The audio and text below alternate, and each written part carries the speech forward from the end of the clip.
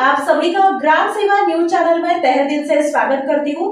19 February रोजी साजऱ्या होणाऱ्या छत्रपती शिवाजी महाराजांच्या जयंतीच्या पार्श्वभूमीवर 18 फेब्रुवारीच्या मध्यरात्री पार पडणाऱ्या शिवजन्मोत्सव पाळणा सोहळ्याच्या नियोजनासाठी मंगळवार दिनांक 10 फेब्रुवारी रोजी डाळिंबियाड मैदान येथे महत्त्वपूर्ण बैठक पार पडली।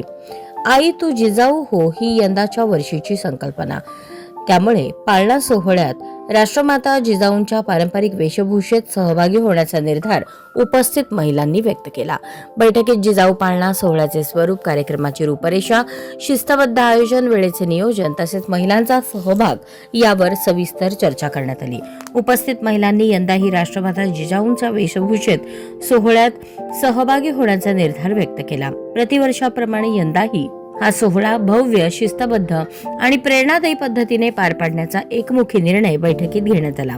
राष्ट्रमाता जिजाऊंनी छत्रपती शिवाजी महाराजांवर घडवलेले संस्कार, त्याग, मातृत्व आणि राष्ट्रनिष्ठा या मूल्यांचे स्मरण व्हावे या उद्देशाने हा पाळणा सोहळा साजरा केला जातो। या कार्यक्रमातून महिलांमध्ये सामाजिक भान, राष्ट्रप्रेम आणि सांस्कृतिक जाणीव अधिक दृढ होत असल्याचे मत चंद्रिका चव्हाण, शोभा मोरे, नलिनी जगताप, सुधा अळीमोरे, प्राध्यापिका ज्योती वाघमारे यांनी व्यक्त केले। बैठकीदरम्यान महिलांनी कार्यक्रमाच्या यशस्वीतेसाठी आपापली जबाबदारी स्वीकारत स्वयंसेवी सहभाग नोंदवला।